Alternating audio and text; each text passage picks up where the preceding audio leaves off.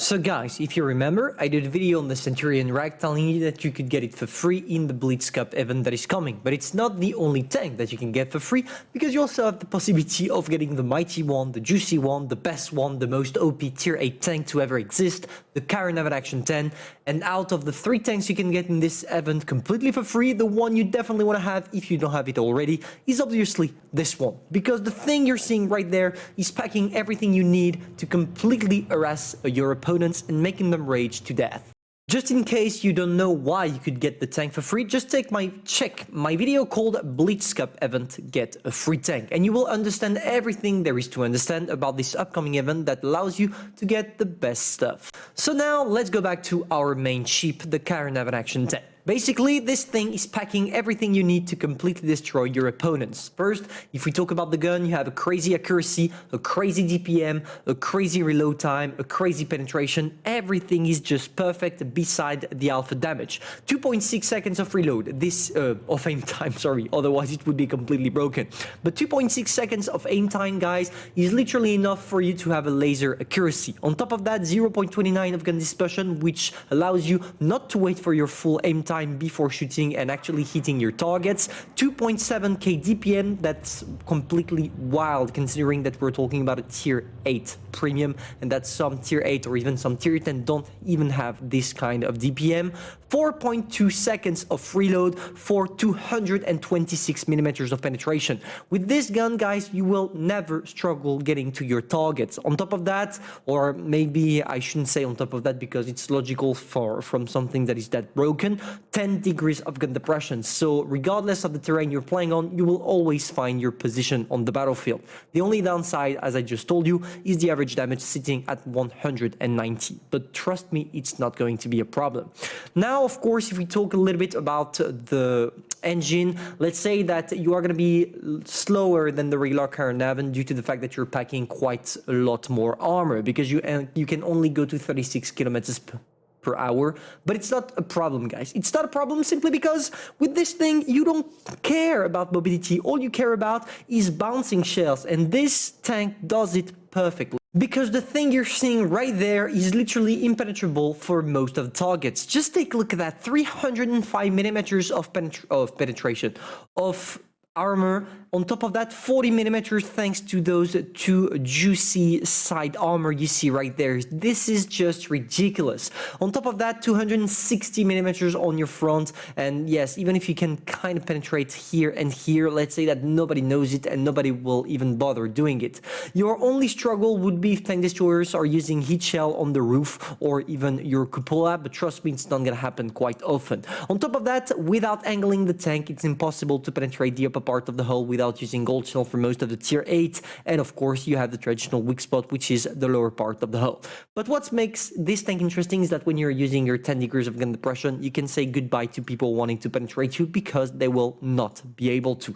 Just take a look at that. It's impossible. You can't go through it. It's literally a wall, and trust me, it's an effective one. Now, before jumping into the replay, this is pretty much how I'm equipping my Carnavan. I love putting, and I really want to insist on that, enhanced armor, because it's one of the most armored tier 8 ever. So increasing its overall armor by 4% will make a difference, because it will allow you to bounce those heat shells coming from calibrated guns from tank destroyers. And now, guys, let me show you what the Carnavan Action 10 is all about. Considering the playstyle, all you need to do, and I really want to insist on this, is being held out. Always show only your turret to your opponents while using your maximum gun depression, and you will literally be impenetrable. Don't try to side scrape because you are still a British tanks and they're not known for their crazy side armor, but at least if you manage to put yourself in the right position and only showing your turret, you shouldn't struggle anyway. Anymore, or you shouldn't struggle at all. Maybe it's a better term in English to say. That being said, what's crazy also about it is your perma-track ability. What you want to do with this tank is always focus the tracks of your opponents to do track damage, because by doing that you will be able to kind of immobilize your targets, use adrenaline, and once you do that, it's starting, you are gonna make bullets rain. Just take a look at that. We are already destroying quite a lot of them, and we're forcing them to back up because they know they can't penetrate me. And yeah, when you're using adrenaline, which makes your tank reload 25 20% quicker. Let's say that these things are getting ridiculous because you can sit at 3.9 seconds of reload or something like that, which is definitely something you love with this one.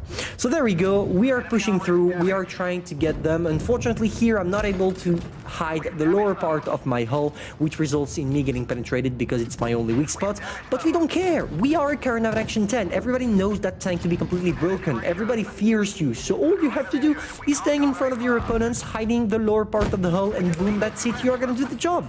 And this is exactly what's happening right now. We are already sitting at 2k damage, and we are only at not even 1.5 minutes into the game.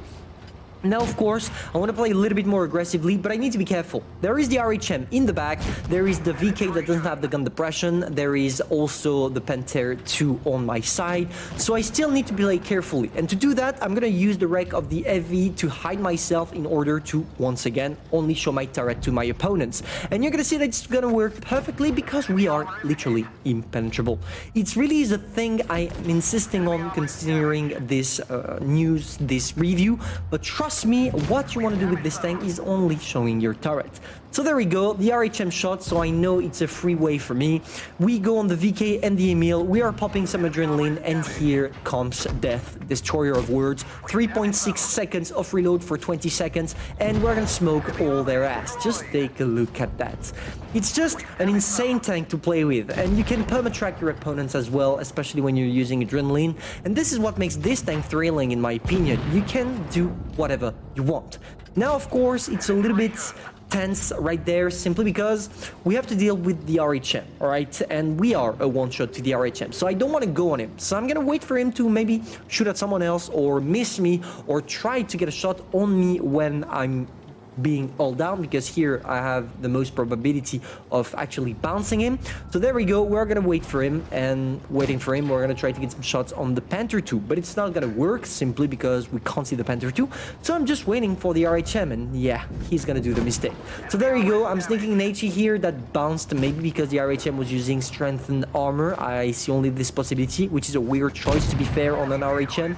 And we kill the fella. Now we have to deal with the Panther, and we are good.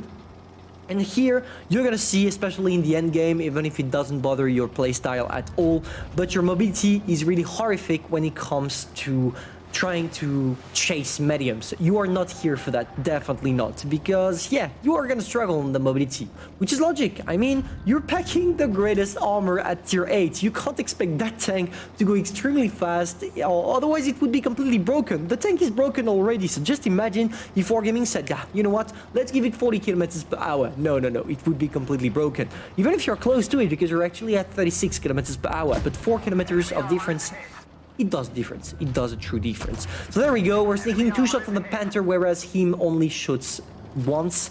And now we're gonna try to sneak the latest one, because the Panther is now locked. We failed on the rock, but no problem for us. We are climbing up the hill. Maybe we're gonna be able to kill him, maybe not, but at least we'll definitely be able to sneak a shot. There we go. I'm trying to track this guy down, but we did not manage to. We don't get the kill, but hey, we got 4.6k damage and 2 kills, which is definitely a good game. So that's it. This is pretty much what the current Action 10 is all about. You can do crazy amount of damage without struggling too much dealing with your opponents. And on top of that, it's definitely a newbie-friendly tank, because all you have to do, I repeat myself, but it's important, is showing your turret. And there are plenty of positions on pretty much every single map in this game that will allow you to do so, and therefore do crazy games. If you enjoyed, feel free to subscribe, like, and share, and I'm going to see you soon for new juicy news about this Blitz Cup event. See ya.